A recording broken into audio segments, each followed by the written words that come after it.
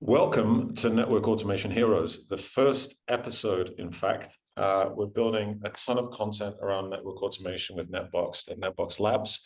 There's going to be written content and video content, and this is the first recording of that series. Today, I'm joined by Roman Dodin and Alex Bortok. Hello. Hi, guys. Hi, everyone. We're going to do some introductions. I think people either already know who I am or they will do by the time they've watched a few of these videos. So I'm going to just skip to the next slide and ask you, maybe let's start with Roman. Can you just tell us a little bit about who you are, where you work, how you got into networking? How did you find yourself here today? Yeah, first, thank you for inviting us over. I think it's going to be a great episode.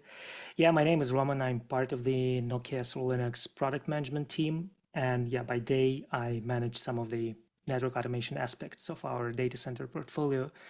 And by night, I happen to be one of the maintainers of the ContainerLab project. And yeah, if you ask me how I ended up being the network engineer, that's a longer story.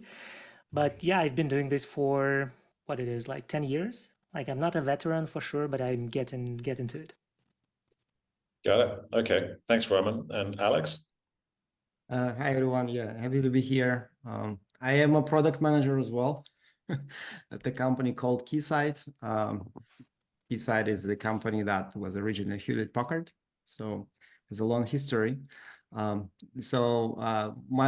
role there is developing network testing tools. And so you can imagine we deal a lot with different sort of labs and automating all these test regression pipelines that companies like Nokia are using.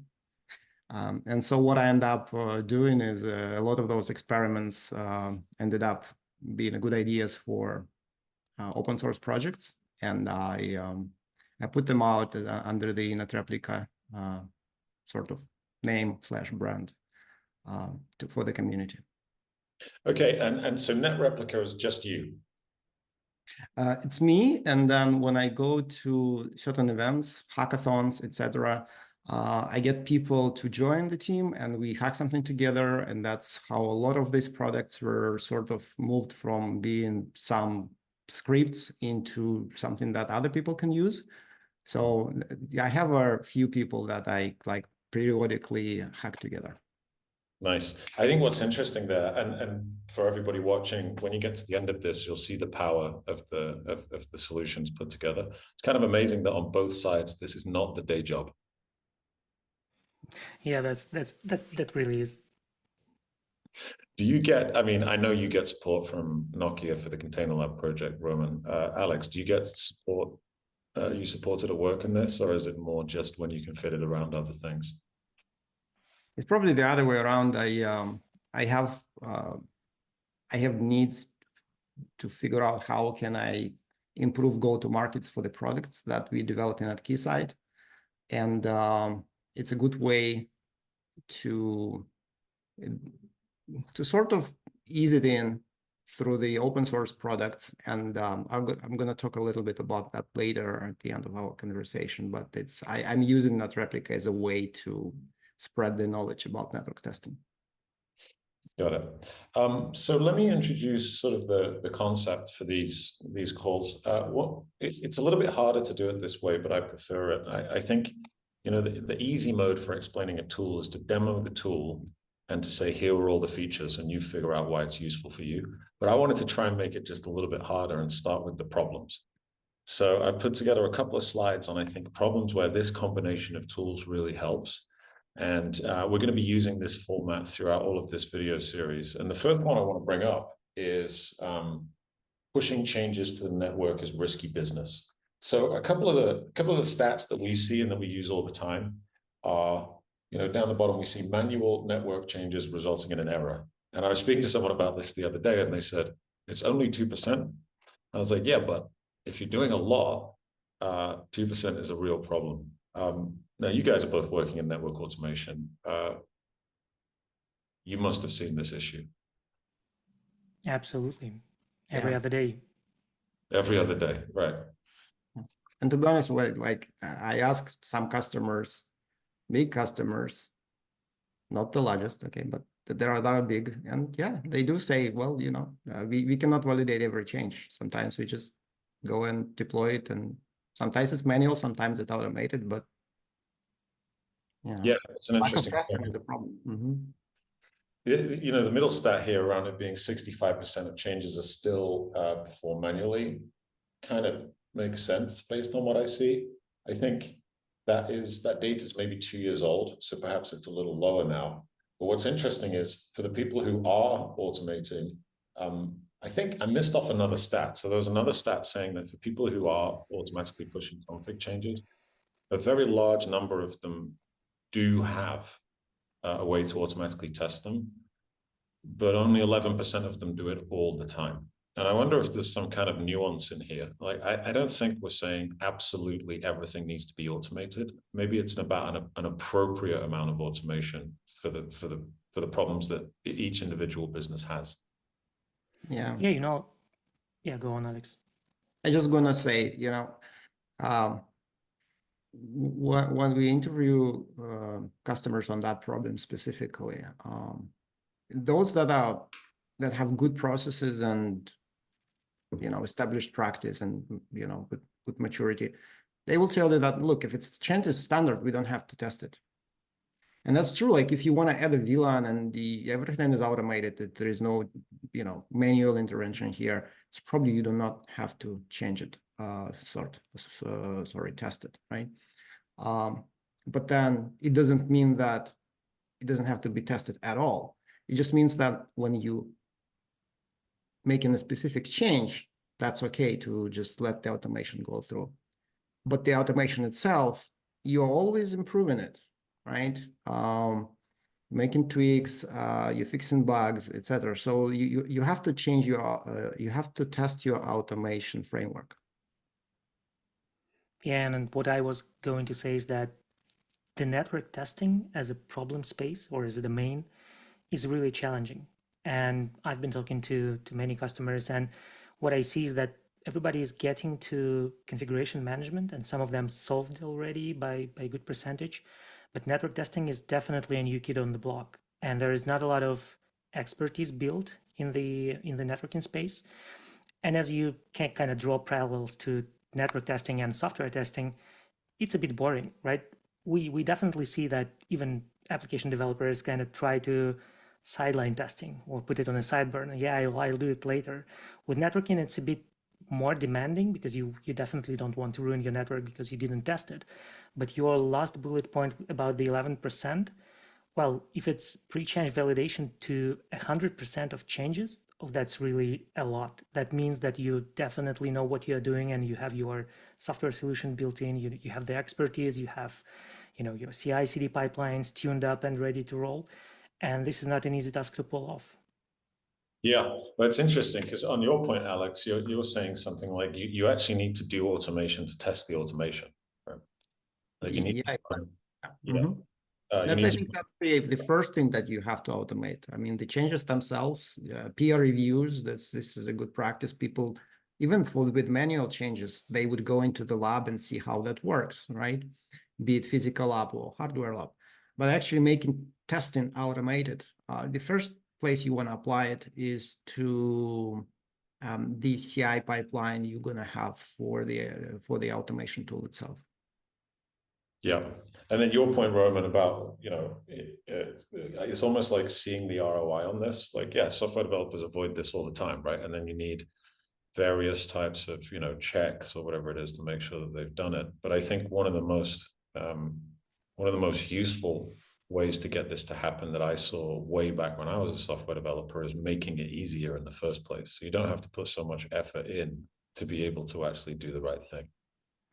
Yeah, and I think this diagram nicely puts it in one place. When you approach the network testing, you have to get all the ducks in a row. You have to do the configuration management. You have to do the testing. You have to do the automation of change validations and change management.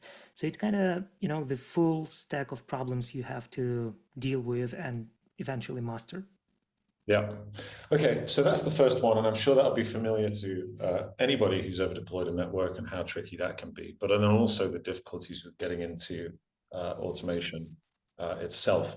let's move to the bigger. Like I see this as almost like the small use case where like the uncertainty is, will this change to a device break something or not?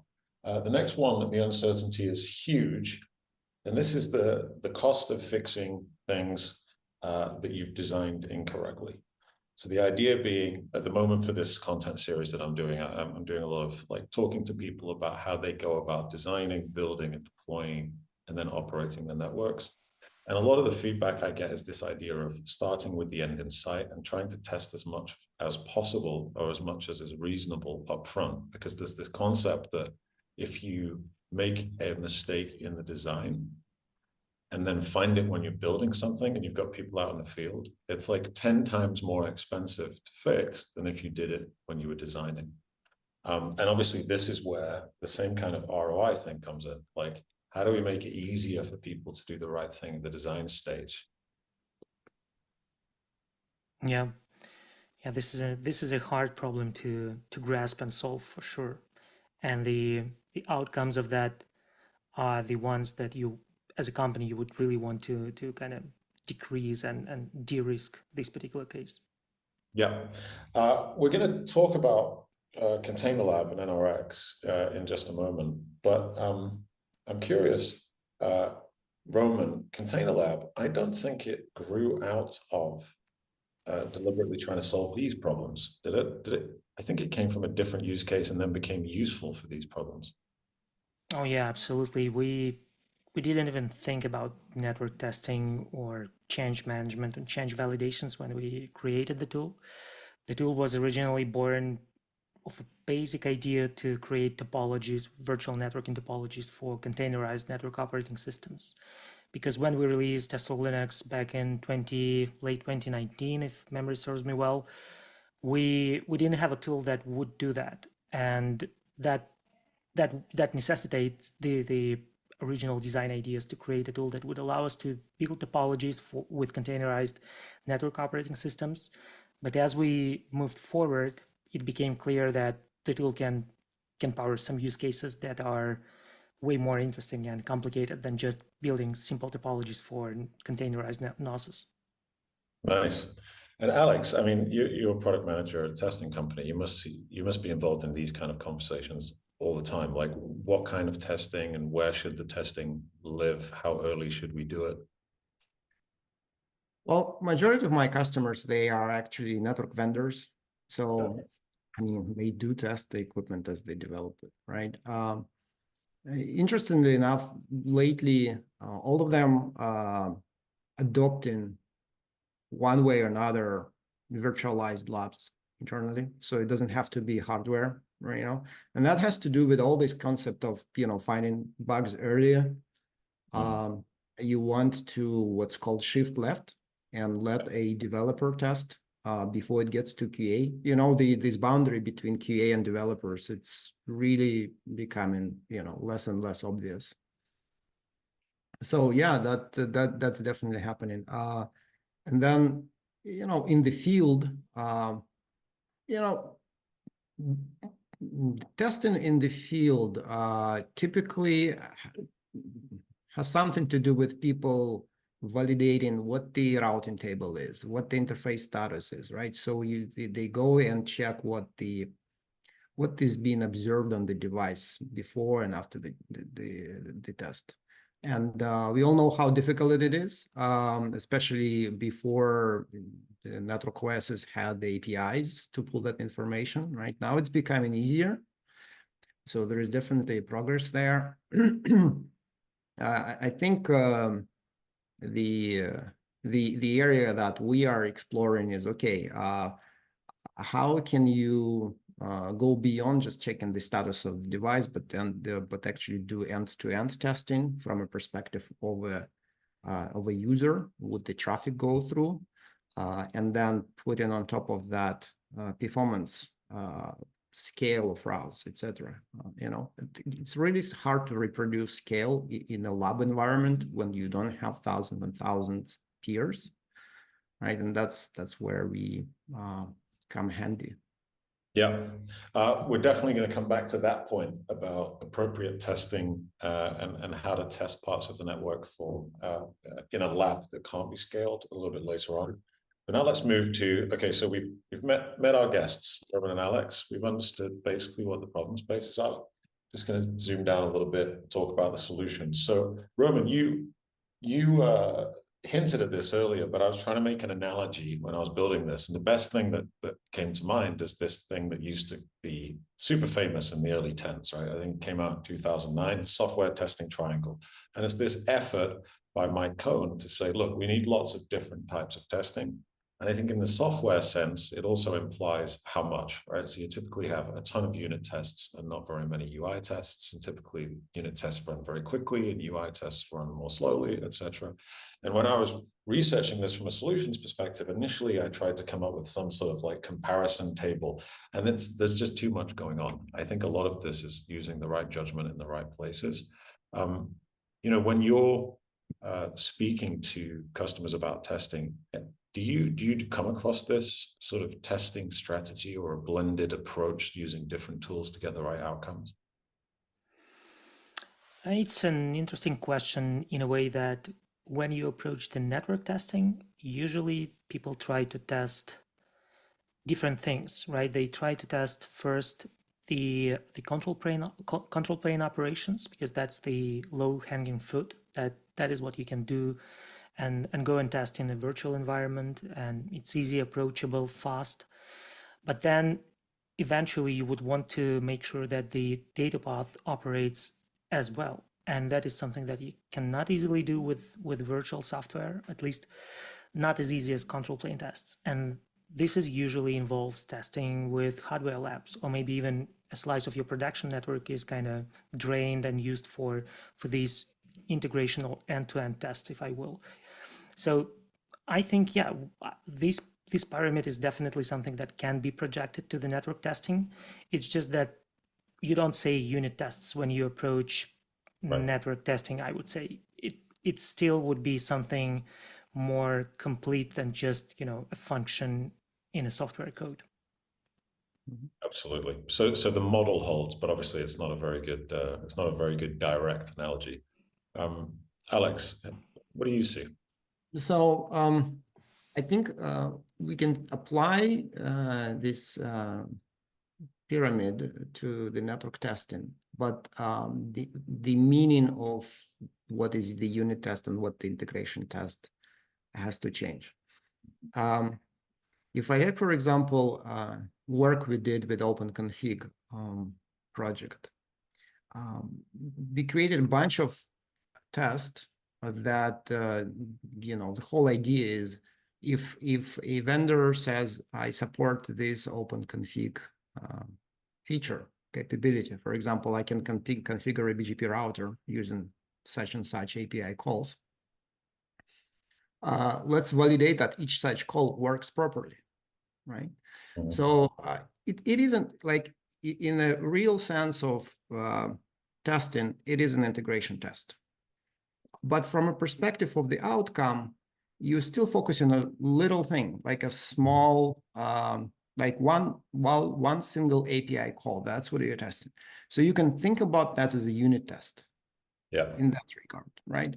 But then integration test is like, well, I want to run a whole bunch of things that are end-to-end every time I change my code in the automation tool, or I push a change, etc. Right? That becomes your integration test. Yeah, that makes perfect sense. And do you have, heuristics that you use when you're speaking to customers to sort of advise them what approach to take here? I don't think we are at the place right now to come to some conclusions yet, and especially advices for the field. We have a lot of heuristics with vendors, but I don't think that's applicable. Yeah. And I also think, Mark, that partially that is because the whole network testing problem space is quite new. Yeah. So we didn't have a lot of, even conferences, we didn't have a lot of them talking about this or sharing implementations of network testing, or maybe popularizing the network testing as a methodology. So I guess it makes the network testing quite a new thing, like a new kid on the block that is not that well known. And that is why it's hard to say that, oh yeah, take this off-the-shelf network testing solution and you are golden. You will never have an outage in your network. This is still DIY stuff. You have to pave your way. You have to analyze the tools that you have. And this is pretty much a very demanding task to accomplish, especially if you are not a hyperscaler without a fleet of software engineers. If you just like a regular enterprise, it's a complicated task with a lot of caveats and corners on the path. Yeah, I pretty much heard, Roman, instead of saying methodology, you were going to say mythology, and it's like, I thought it is for the most people, like, wow, something, something like dark magic. So we have a mythology of testing at the moment. Hey, look, maybe we can make the triangle for network automation and network testing. I mean, okay. So now we've come from the problems. We've looked a little bit about, you know, it's a tricky space. It's a new space. Let's jump into the two tools that we're going to be discussing today. So, you know, I'll give a little intro based on my experience with ContainerLab, and then Roman, you can add any bits that I might be missing. But when I was looking into labbing, I was just Googling around. It wasn't even that long ago, maybe 6 months ago. And I found Evangelist, I found Cisco Modeling Labs. I tried to install Cisco Modeling Labs, and it took a while. And then somebody, I think it was my colleague Rich Bibby, suggested I try out ContainerLab. And for me, it was very intuitive because my background is more in sort of cloud native Kubernetes space. So having a topology file in something that looks like a Docker Compose file and then everything working through containers already fit with how I worked. And then when it was actually so easy to get using, that kind of became my default approach moving forwards. But, you know, not everybody comes from that background. Maybe you could tell us a little bit more about, you know, how the project started and how it's evolved over time. Yeah, absolutely. I think I already kind of alluded to the roots of ContainerLab. It was 4 years back now when we first committed a few lines of code for ContainerLab. And truth be told, we got inspired by the Aristas project back in the days, created by my friend Michael Cushion. The project was called Docker Topo, and it allowed you to create containerized network topology. It was written in Python, and we eventually started using that. But then we realized that we want to improve certain things, and we wanted to make it like a single binary, easily installable thing without the Python dependencies and whatnot. That is why we started to write it in Go, and that was a good decision after all. So to rewind it back, the original idea behind ContainerLab was to provide a simple single binary installable CLI tool that allows network engineers and software engineers define the networking topologies as code. And even though it kind of sounds a bit complicating, the code which we refer to here is not, not C code, not Go, not Python. It's just a bunch of YAML. So eventually it's an infrastructure as code approach projected to the problem space of building, managing, deploying virtual networking lab topologies. And the approach itself is kind of rooted in the infrastructure as code paradigm, which means you define your network lab topology in a declarative fashion, as opposed to an imperative way with tools that you listed, right? And when we started the tool, we, of course, initially kind of focused only on SR Linux, and we laid out the foundation of the tool, focusing on our own network operating system. But once the first code has been done, we realized that, it would be useful for somebody else. So why don't we open source it and make it multi-vendor? Can't we invite other vendors to collaborate and maybe build a tool that would be beneficial for the community itself? And that what paved the way to ContainerLab as an open source project. So now we have been running it for 3 years in the open source. And yeah, I'm happy to say that we accumulated more than 90 contributors over time from different vendors, our competitors, partners, customers, just like random software engineers and network engineers, more importantly, who wanted to invest in ContainerLab, their time, their passion and focus. And yeah, that made ContainerLab quite, I wouldn't say like famous tool, but it is nowadays quite well known in the community as a tool that allows you to build networking topologies in a declarative fashion.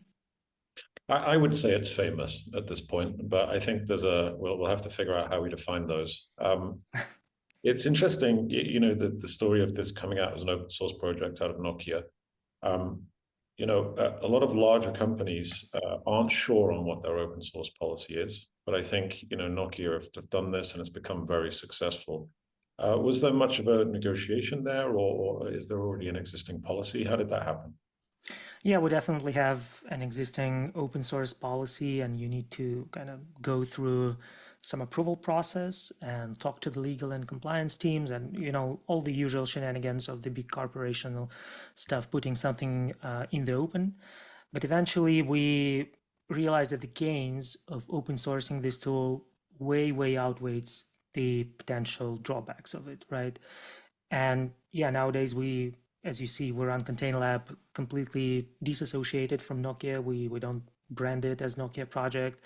We just wanted to make sure that as a company, we can back up this popular open source project and support it when we go to conferences and sponsor events and promote the tool. Because I personally think this is the right way to do. Like, if you've built something that community finds attractive, useful, and good, why don't you make your company invest in it? And through that collaboration, or through that support, you improve the tool and you improve the overall community benefit from it.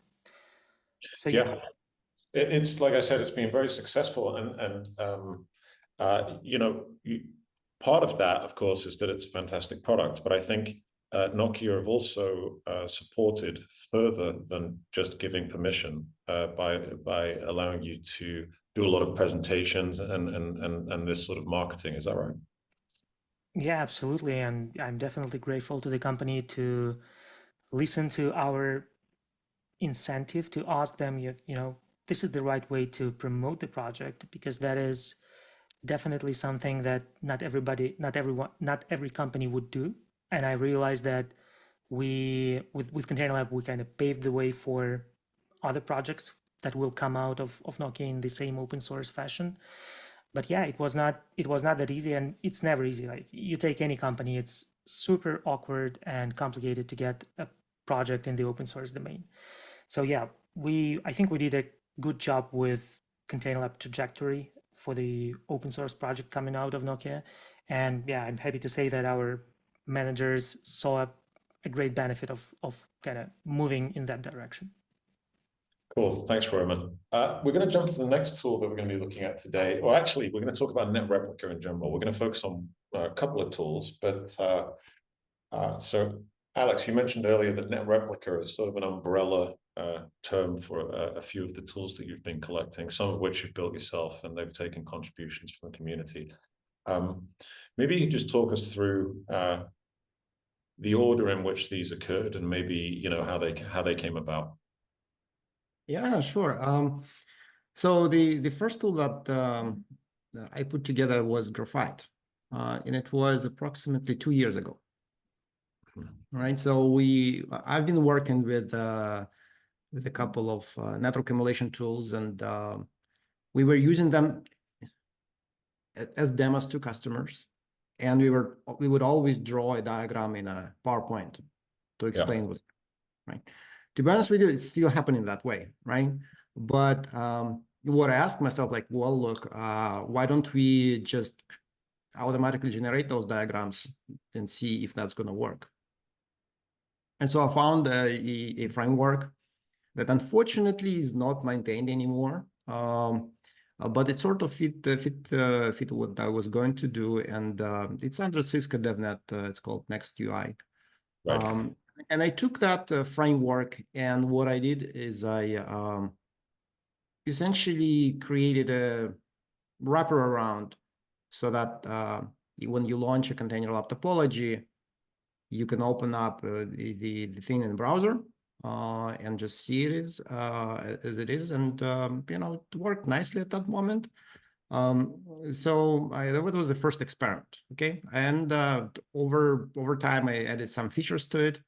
It's not like top of the mind project at this point, but it comes and goes, depending on some ideas that come to mind. And then approximately a year after that, I sort of had this idea that creating those topologies over and over, just in YAML, just editing YAML, is kind of a tedious work, and probably most of the companies who have to do it not for the purposes of the demos, but for the purpose of the real work, would not have time to do that over and over. And so they would come up with some way to automate that, right? And people are doing that. People are doing that. They've been doing that. And my head is like, well, look, if there is a process that a lot of people are repeating, why don't we just, instead of people having their own custom scripts that pull data from whatever data center inventory system and then spin up a topology from it, why don't we try to create a tool that a lot of people can just use out of the box, right? Yeah. So that, and yeah, and it was a hackathon in February of last year when we put this together, and yeah, it worked. So that became an NRX. Cool. And templates is currently focused around the device level templates, I believe. Yeah, that's right. I was when I developed NRX, I realized that you have to have Jinja templates to express, well, how the ContainerLab topology looks like. I don't want to hard code that. I want to separate that from the Python code into something separate, right? And then I realized that if it's going to be in one repository, NRX and templates all together, it's going to be hard for people to contribute. Yeah. Right. So I separated it. So the templates is just a separate set of Jinja 2 templates. People can contribute completely independently, and they can also have their own copy that they don't contribute. And at the same time, it has no dependency on the version of the NRX you are using. So it's essentially for the convenience purposes, this is a separate repository. Yeah. And I think what's interesting is the templates approach is built specifically around collaboration, inviting others. And I think one of the things that maybe we didn't touch on enough when you were talking about ContainerLab, Roman, is the huge number of labs that have been contributed by the community. Yeah, I think that is the best outcome of having something in the open or building in the open, when you have unexpected contributions. And I see now people creating labs for different use cases, enterprise, campus networks, WAN, service providers. Everybody found a way to fit ContainerLab into their problem space. And that was only possible because of the open sourceness of the project. So I think that is a great enabler to kind of make the tool work for everyone and everybody, instead of just being a closed source product that somebody sells or offers. Yeah, cool. Okay, so we've looked at the problems, we've looked at the two tools we're going to use and how they fit into the solution space. I just want to sort of zoom out for a minute, because we're about to go into a demo and run those of you watching at home through generally what we're going to achieve here. So the top one is really using NRX and ContainerLab, where we have a situation where there's a pre-populated NetBox where your intended state for your network might be. And let's say you want to test out some kind of change. So you're going to update NetBox in a certain way. And then from there, what you can do is use NRX that we spoke about earlier to create a ContainerLab topology. And we'll look at one of those in a minute. And then we use ContainerLab to create our virtual network lab. And we'll see all of this. We'll give a shout out to the person that made the repo in a minute, because it's incredibly easy to use.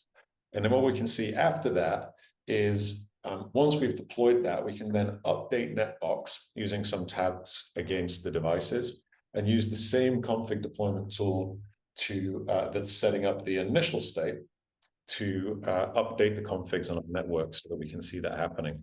And the idea here is to map this to the earlier use cases. So if you are making changes to a network and you want to put them in NetBox first, you can segment them somehow, and then you can spin up a lab and do whatever testing you want to do against those until you're happy, and then bring them back and deploy them to your actual production network. And what this really does is it removes the risk And it also makes it super easy because you're not having to do a lot of translation between NetBox and ContainerLab. NRX is taking care of all of that for you. So before we get into that, I want to give a huge shout out to your colleague, Roman, Tim Raphael. I actually was intending to create a repo for this demo, and then I came across Tim's, and it was just absolutely perfect for the use case, really well documented and works well. So big shout out to Tim. Thank you for that. Roman, I believe Tim actually created this for a conference recently. Correct. Yeah, Tim ran this demo for EPNIC conference this year, I believe. So we're still waiting on the conference AV team to slice and dice the talks to separate YouTube videos, but you will be able to follow up because Tim did a great job explaining the use case, and he made some pre-recordings of the demo as well. So people will be able to enjoy it. He's a great speaker. Great. And by the way, I had no idea who's going to do it and use my tool. So, oh, nice. Yeah. That's the power of the open source, you know? Exactly. Well, it's a very strong combination between the tools. So we're going to jump into a demo. Now, when Tim does his, I'm sure it'll be much better than mine, and he'll go into a lot more detail. In this one, what we really want to do is just bring it all together and show you how all these bits fit. So the demo itself is hosted here on the SRL Labs GitHub organization. It's called NetBox NRX Collab, and it is extremely well documented. So what we're going to do is create a NetBox that contains all the data we need for this network that you're looking here on the side. And then from there, we use NRX to create the lab and spin that up. And then once we've done that bit, we will then have a look at making some changes. So let's start from the top. Tim has done us a favor and put everything into extremely easy to follow shell scripts, but let's just take a look at what they're doing. Actually, we're already in the virtual environment. So the first one is just about setting up our Python dependencies. Then we're already in, so it's fine. Now let's install NRX. I think it's probably already there, but let's try. Yeah, it's already there. Okay, now the third one. So we'll just take a quick look at this. Is that big enough? It's good. Yeah, Yeah, it's okay. Let's make it a bit clearer. So actually, let's do it over here. That'll be better. So super simple script, and all it's doing is CDing into this NetBox directory and then running Docker Compose up. So if you're not familiar, you can install NetBox by following the standard instructions where you install the application and Redis and everything else, or you can use Docker Compose. You can also use Kubernetes if you want, but this is just using the standard Docker Compose. So the script comes in and just spins that up. I've had to make a small edit in here because of the default, it uses Docker space compose, but on my distribution it's Docker /. So let's do that. And wait for this to start up. I'd already downloaded all the Docker images, so it should be pretty quick. And also the cool part here is because you are using ContainerLab as well, the only prerequisite that you have to have is Docker, right? And Docker Compose comes with it. So there is really minimal set of dependencies that you need to satisfy. Exactly. And even if I hadn't have downloaded the images, you know, it's super quick. I think I've already forwarded the support, so we should now just be able to see NetBox over here. There we go. And we're in. Great. And what we can see is that it's actually already populated this, I believe, or are we going to do that in a minute? It's already populated NetBox with a whole bunch of data that we're going to use for our lab. So next, we're going to run Netreplica. So again, just come back to the slide for a minute. What Netreplica is going to do now is it's going to speak to NetBox, and it's going to use the data in there to make a ContainerLab topology file. So Alex, maybe you could just run us through at a super high level some of the variables that it uses to make decisions about how it's creating the topology. All right. So, well, first thing, you need to know how to connect to NetBox, and that being handled by the API token and the API endpoints. That's a very essential part of the configuration. Once you have that, the NRX parameters let you specify if you want to export a specific site, or you may want to export several sites, that thanks to a recent contribution that I received from a person called Thomas Scott. Thank you very much. And then if you don't want to deal with sites, you can use tags to decide what devices you want to export. And NRX just goes there, pulls information from NetBox. It builds the topology internally, and then exports that in a way that is suitable, which might be ContainerLab, or it can be Cisco modeling labs, or it can just export it purely for visualization purposes as well. Right, and actually that's done in the meantime. So let's have a look at, for the first time, a ContainerLab lab. So maybe it's not that big, but maybe Roman, you could just talk us through a couple of the important fields here. Yeah, I guess the important fields here are the way you define your topology nodes, and we can see on line number 4 that one of the nodes is actually the node graphite that is part of the Netreplica for, I guess, visualization, right, Alex?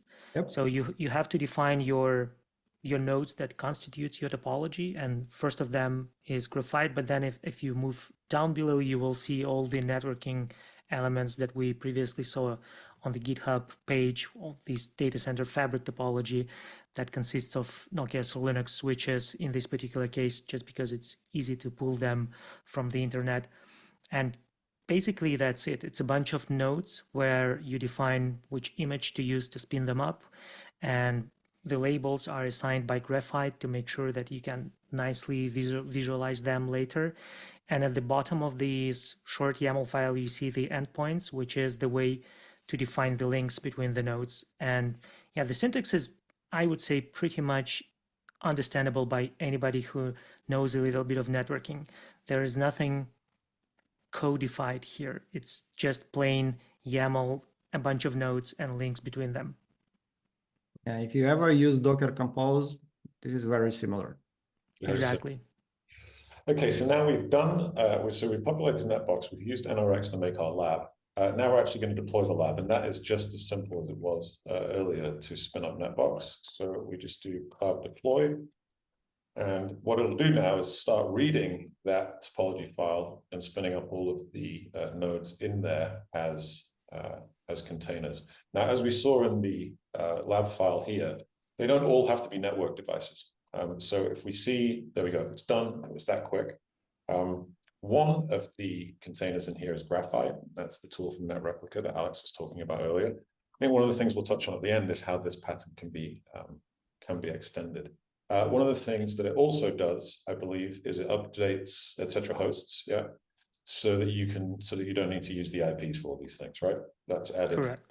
In dynamic, easily accessed. That is basically a DNS for you. Yeah, your own personal DNS. Cool. So that's up. What that means is we can now access graphite to have a look at this. So let's do that. I think it's probably in here somewhere. There we go. And there we go. So graphite attempts based on tags to draw your topology, but we haven't given it enough information here. So it draws it like this. I'm just going to go rearrange it to look like it should, but maybe Alex, you can talk us through some of the options on here. The options are simple, automatic layout or layout if you give it enough information about hierarchy, who comes on top of whom, then clicking horizontal or vertical will help rearrange the graph appropriately. And then there is a feature that on the right-hand side that tells you if the labels should be static or live. So that's an experimental feature.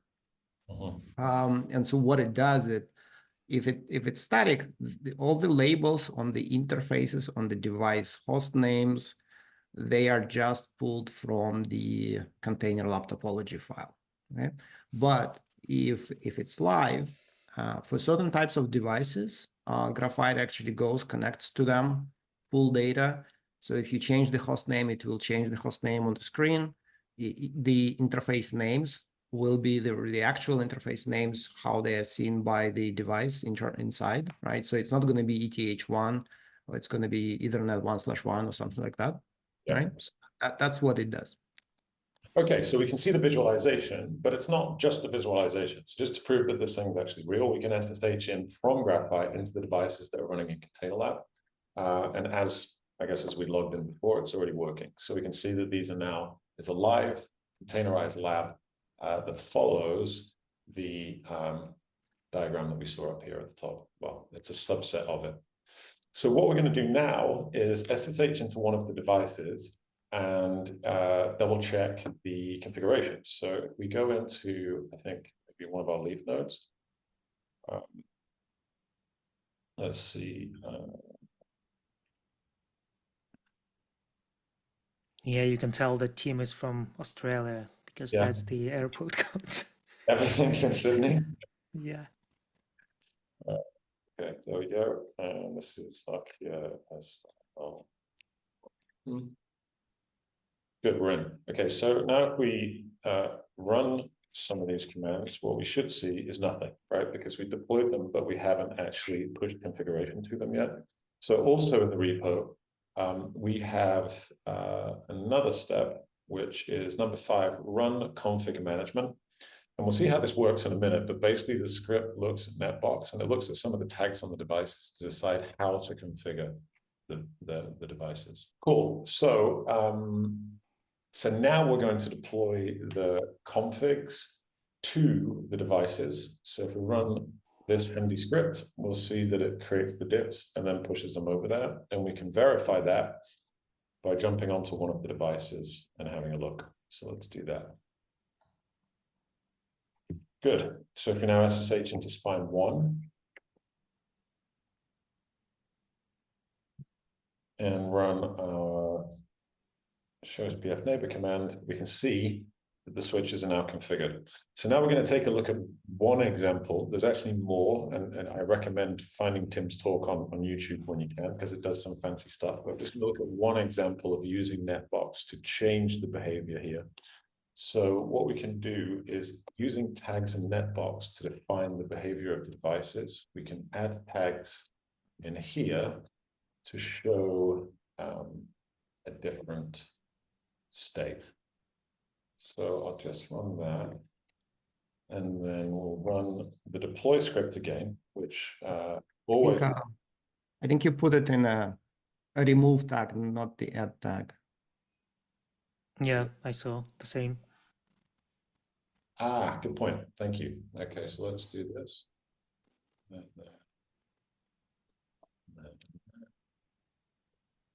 So I guess this solidifies the point of the network source of truth, where you change the way the network behaves by adding tags in NetBox database. That's right. This is definitely useful to have one place to look to know what's supposed to be going on in the network. There we go. So it's found the difference, and now it's generating the output. So I won't go into all of the details here, but I would recommend watching the full demo, because what it shows you is how you can move from OSPF to ISIS on a per pod level for this topology without having any routing interruptions at the superspine layer, which is pretty cool stuff. And it's all done automatically in your test lab in ContainerLab, generated by NRX and controlled by tags in NetBox, which is, of course, super powerful. I'm going to move on to some kind of follow-up questions now, but I'm wondering, are there any sort of follow-up points you'd like to make, either of you, about the demo and what we saw here? Yeah, I'll start. So I think the great part that caught my attention when Tim first kind of aired this idea in our community, internal community, was that it's really easy to build those kind of demos. At the same time, they are neatly contained in a GitHub repository. So there are no external dependencies that one need to carry with them. It's all stored in a Git repo. And as you just nicely showed us that You can just clone the repository, follow the steps, and of course it's up to the author to decide how precisely he wants to cut it. But Tim did a great job by having those little bash snippets that makes it super easy to follow up. But of course, if you are talking about the full and complete picture, you can just have one shell script that says run the lab, and it does all those 6 steps in sequence so that you immediately get the end result and you can play with NetBox and see how it all works. So to me, this is a very nice and very important incentive that lab as code approach, if we may call it like that, together with other open source projects like Netreplica, NRX, and NetBox, play together in unison to make it really shine and yeah, orchestrate it nicely together. And I think that comes back to that ROI point earlier, right? Like if it's too hard for me to do testing, I won't do it. But I think with combinations of testing, tooling like this, I can make it much easier to get started so that I can do the right behaviors. Yeah, absolutely. I mean, the biggest problem that network engineers have is lack of time. Yeah. And so traditionally, like even if you see a good demo, the question you're gonna always be asking yourself, like, well, if I were to apply the same principle to what I'm doing, how much time will I have to spend, not only for the first time to learn the tools, but also like on a continuous basis. And I think what both I with Netreplica and Roman with ContainerLab are doing, and it is a huge, much bigger ecosystem around us. NetBox is the prime example. Is essentially we have a lot of data that if we just manipulate in the right way, we eliminate this work to have to be done manually for people or through some custom scripts, etc. You can see how pieces starts to fit together. One of the examples in the demo that we saw, so the topology was first exported from the NetBox, but then the configuration was separately extracted and applied to the devices, right? So interesting thing is NRX can actually extract the configurations as it extracts topology. So the lab boots with all the right configurations right away, okay? So it always, things are evolving and, things becomes easier. And it's just a message to everyone. We are like people who, making those tools. I mean, we recognize that the user's time is the most precious one, and like this is how we make choices. If something cuts off your time, and you don't have to do something. That's how, like for me, it's a primary way to prioritize things. Yeah. And I also wanted always to kind of emphasize the point that kind of goes hand in hand with what Alex just said about the time and time savings. If I would saw the demo like that on, say, Nanog or RIPE or any other conference, how would I approach the reproduction of it if it wouldn't be part of the repository? It would probably be like a small book to explain how it all orchestrated and works, like starting with NetBox and how to deploy things, what are the flags, etc., etc. So the reproducibility of something like that is really key to me. I would think that if we had more authors, bloggers, network engineer influencers trying to provide a lab to whatever the topic they're covering, we would be in a much better place now, because people see a really nice and good content, but if they can't reproduce it, if they can't put their hands onto it, the learning material that you present kind of lose quite some value without the reproducible example.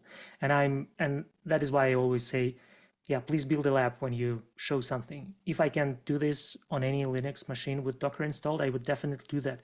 I will find time, and as you just showed us, it's really easy. 5 commands and you are flying.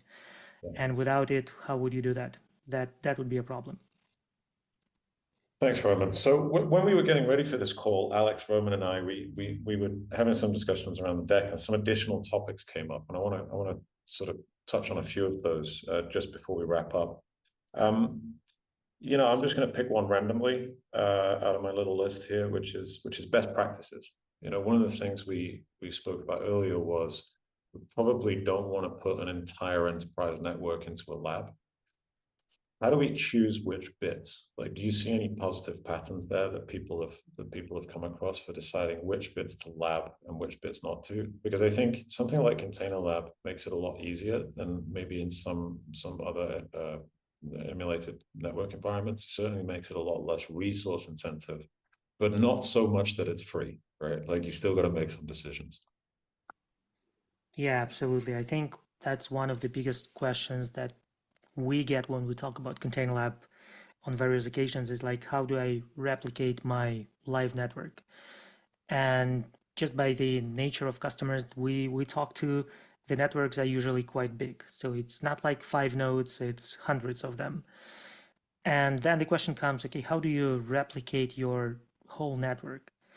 And then I think I saw a nice comment, I think it was Ross White or somebody he was interviewing, and they said, like, if you cannot reproduce a case using a slice of your network, then you probably don't know how your network operates, or you probably don't know exactly what's happening in your network. And I think it kind of makes sense to draw parallels with software engineering. When you have like a big project, you don't test it, you don't approach testing from the end to end at the beginning. You start slicing and dicing your problem space to smaller functions and kind of do the small bits first, and then work towards the integrational end-to-end testing. And I think the same can be applied to the networking. Like, even if you have a big core network, the good chunk of your core network is just P routers, and they just do label swapping. They don't do much. So you can shrink your size of the testable network to a good number of nodes, but it wouldn't be hundreds. And you will be much far in your testing journey if you would know how to shrink your network to a representative domains and test those domains separately, instead of having this, dream of testing 1,000 nodes. It's probably never a good idea. And as you also said, the resources are not cheap. You still have to have compute that can accommodate that. And ContainerLab is a vertically scalable solution. It fits in a single node. And recently, my previous colleague Carl, he created a Kubernetes project that approaches the horizontal scaling problem of ContainerLab, and basically we just use Kubernetes to scale out ContainerLab topologies, and yeah, that unlocks you a much bigger scale. But this is something you would probably look at when you hit that scale problem and not before. That makes sense. There's more. There is a systematic approach to deciding where to stop your, the emulation of the portion of the segment that you care about, and it has to do with establishing what's called safe boundary. So essentially, it's the idea that the change you are making, if you can reason at what distance from the device you're working in, the change really doesn't propagate further, right? This is where you can draw this safe boundary and say, okay, let's reproduce just this part. Now, here's an interesting point. Even if you do so, how are we going to test what you reproduced?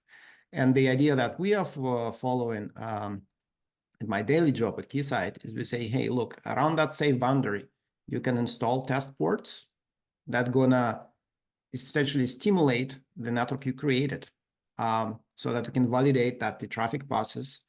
And if that safe boundary replaces some of the routers, which communicate with the devices you currently test in, BGP, OSP, FISS, etc., bring up those protocols, inject the routes you need, and then you don't have to spin up many nodes. You reduce your efficient. You reduce that you're reproducing to the what matters to the change. I made this is currently what I'm working on Netreplica side, and I put a diagram, so I want to show to sort of illustrate this approach. Yeah. So let me share.